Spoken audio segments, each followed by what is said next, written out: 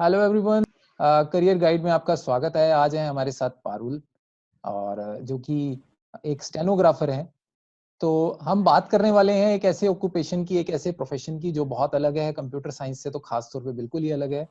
तो आइए पारुल से ही जानते हैं कि स्टेनोग्राफी क्या है। हाय, आई एम पारुल। मैंने 2012 में अपना बीकॉम कंप्लीट किया था और हम्म, तब से ही मैं एक सेंट्रल गवर्नमेंट ऑर्गेनाइजेशन में स्टेनोग्राफर की जॉब में हूँ। ओके। और स्टेनोग्राफी उसको बोलते हैं कुछ भी काम को कम टाइम में और एक्यूरेसी से करना, हम्म। किसी साइन लैंग्वेज में लिखना स्टेनोग्राफी होता है। Stenography is a sign language hmm, जिससे आप कोई भी भाषण, किसी की भी स्पीच को, किसी पार्लियामेंट्री की स्पीच को, एनी जैसे मीडिया में कोई बोल रहा है, कोई फास्ट तरीके से अपनी स्पीच दे रहा है, उसको आपको शॉर्ट फॉर्म में खुद लिखना है एंड देन उसको डिकोड करके आपको प्रेजेंट करना है वापस।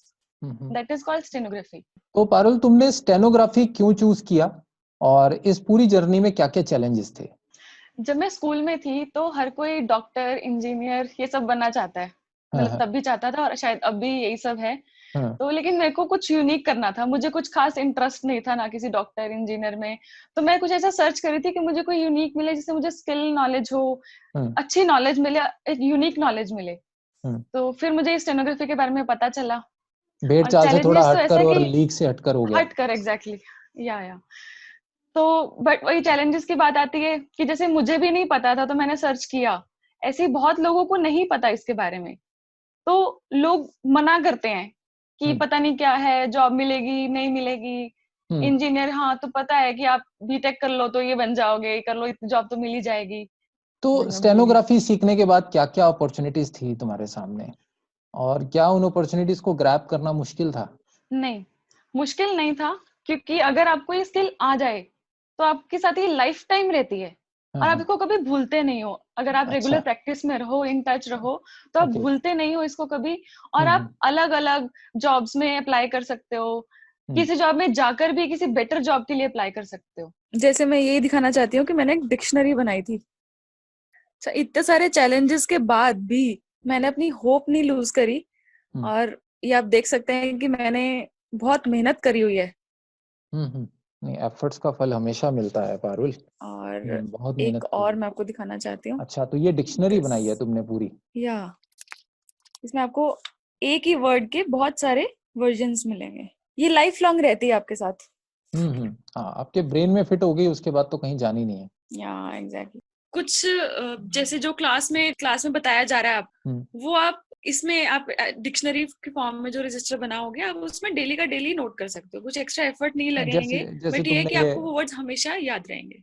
जैसे तुमने ये डिक्शनरीज की फॉर्म में मेंटेन किया, अच्छा है। मतलब कि स्टूडेंट इससे बहुत जल्दी सीख सकते हैं अगर वो खुद से लिख लें, पूरा का पूरा यस यस डाटाबेस यस। तैयार कर लें, तो it is easy for them. It's a yes good it idea. Is. तो अपॉर्चुनिटीज क्या क्या थी आपके पास? अपॉर्चुनिटीज तब भी बहुत थी और आज भी इसका स्कोप बहुत है। हम्म, जैसे कि नॉन गवर्नमेंटल ऑर्गेनाइजेशन और गवर्नमेंट ऑर्गेनाइजेशन दोनों में ही आप जॉब देख अच्छा। सकते हैं इस फील्ड में। ओके। आपने देखा होगा कि ऑलमोस्ट इन एवरी फील्ड हम्म, एक स्टेनोग्राफर की जरूरत पड़ती है, चाहे वो मीडिया है, कोई प्राइवेट कंपनी है, असेंबली है, गवर्नमेंट ऑर्गेनाइजेशन है। हम्म, जहां पर भी किसी को अपना डिक्टेट करना है, कुछ लेक्चर देना है या कुछ प्रेजेंट करना है, तो वो हम्म, बोलकर एक स्टेनोग्राफर को बोलता है, फिर हम्म, उसको फटाफट से, क्योंकि ऐसा बोलते हैं कि स्टेनोग्राफी के साइन लैंग्वेज से हम्म, किसी काम को ना लिखने में उसका सिर्फ 6 पार्ट ही हमें लगता है।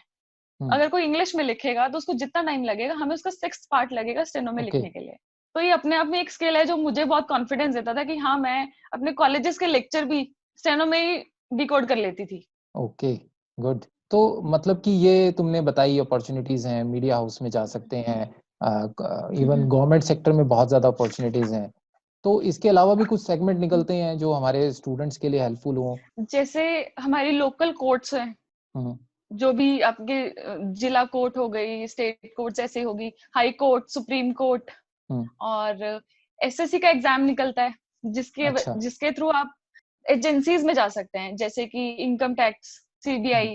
इस हम्म। तरह की एजेंसीज आपको एसएससी के थ्रू आपको जॉब मिल सकती है। तो कितना अर्न कर सकता है इस ऑक्यूपेशन में एक पर्सन? क्या अर्निंग अपॉर्चुनिटीज हैं इस पर्टिकुलर प्रोफेशन में?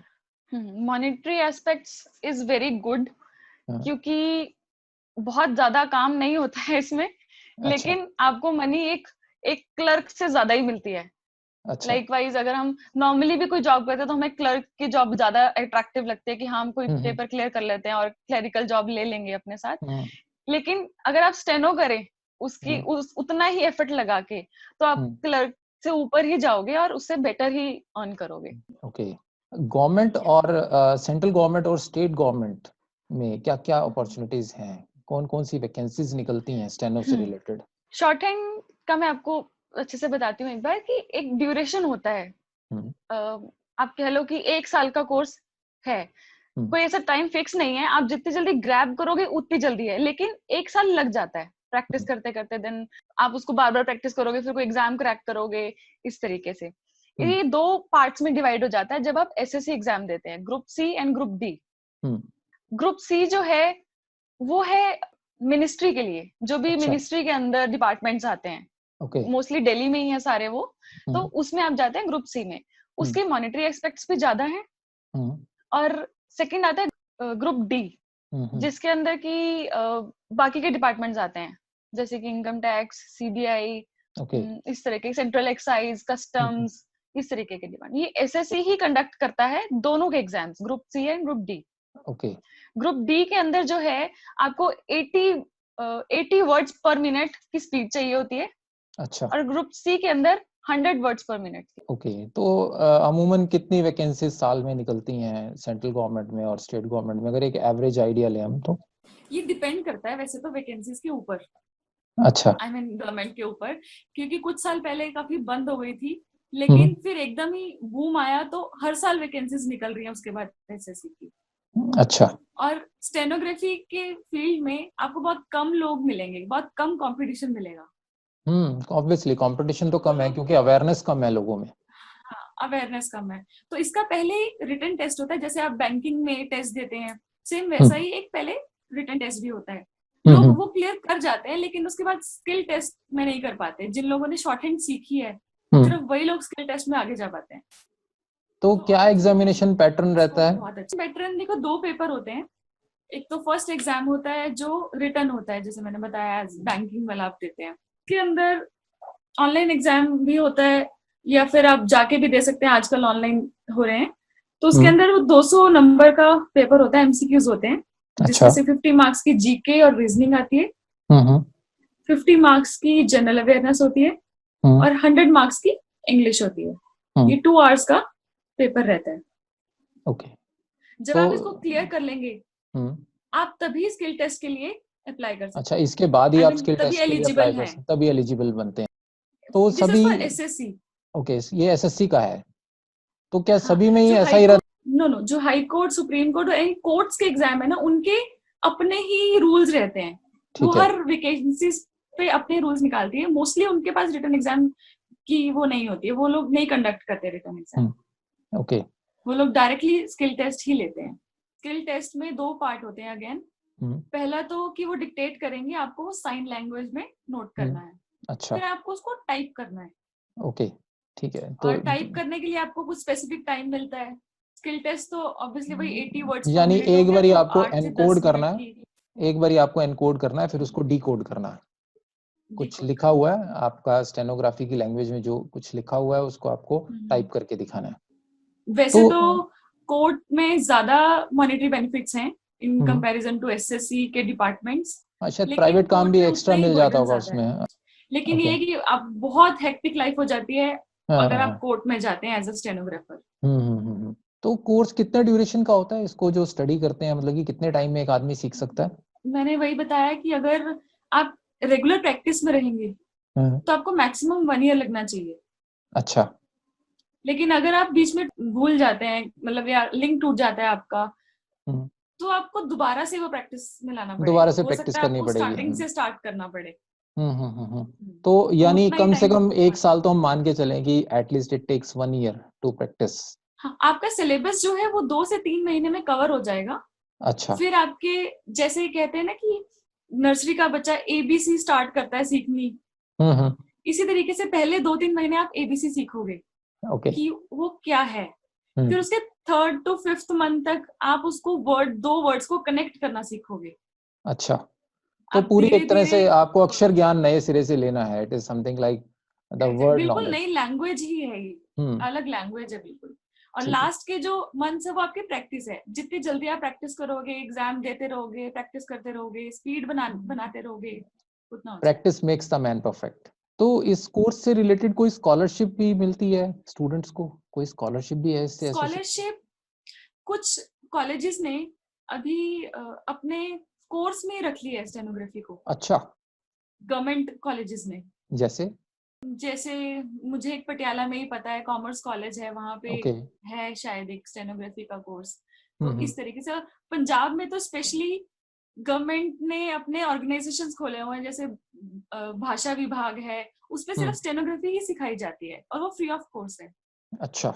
तो यानी बहुत अच्छी अपॉर्चुनिटीज इसमें स्टूडेंट के लिए निकल कर आ सकती हैं अगर कोई पर्सन लीक से हटकर बिल्कुल और बिल्कुल, छुपी हुई अपॉर्चुनिटीज है जो छुपी हुई ज्यादा लोगों की अपॉर्चुनिटीज हैं नजर जो में हर नहीं हर जाती किसी है। की नजर में नहीं है, जिसमें कंपटीशन कम है। हाँ, बिल्कुल बिल्कुल क्योंकि इस बिल्कुल। फील्ड में इवन लोगों को पता भी नहीं है कि स्टेनोग्राफी भी कुछ होता है।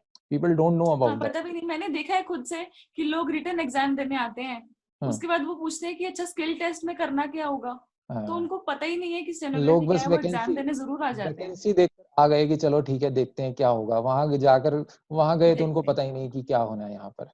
किस तरह की लाइफ होती है एक स्टेनोग्राफर की? देखो, मैं कुछ एस्पेक्ट्स पे बात करूंगी इसके बारे में। हम्म, सबसे पहले मॉनिटरी एस्पेक्ट, हम्म, वो मैंने आपको बताया कि एक एक अच्छा। नॉर्मल इंसान के क्या होता है कि मैं क्लरिकल जॉब ले लूं तो मेरे हम्म, लिए इनफ है, हम्म, लेकिन ये उतना ही आसान है और मॉनिटरी बेनिफिट उससे ज्यादा है। अच्छा। तो ये एक बहुत बड़ा फायदा है इसमें हाँ, एग्जैक्टली कि आपको क्लर्क से कम काम करना पड़ता है, बट स्टिल आप उससे ज्यादा अर्न कर रहे हो। तो it's a good opportunity and in monetary secondly, terms. अगर हम देखें कि हमारी जॉब हेक्टिक होती है बहुत, हम्म, तो वो भी प्रॉब्लम इसमें खत्म है, क्योंकि आपको किसी ने डिक्टेट किया, सिर्फ आपने उसको नोट किया, उसको डिकोड करके वापस कर दिया, हम्म, आपकी कोई रिस्पॉन्सिबिलिटी ही नहीं है। हम्म, आपको खुद से कुछ वो ज्यादा नहीं करना पड़ता। अगर किसी का मन नहीं है करने का तो जरूरत नहीं है करने की। कोई ठीक मन से बात है। करना चाहता है तो वो ऑब्वियसली इन्वॉल्व हो सकता है, हम्म, बट जरूरत नहीं है। तो हेक्टिक जॉब नहीं है बिल्कुल भी।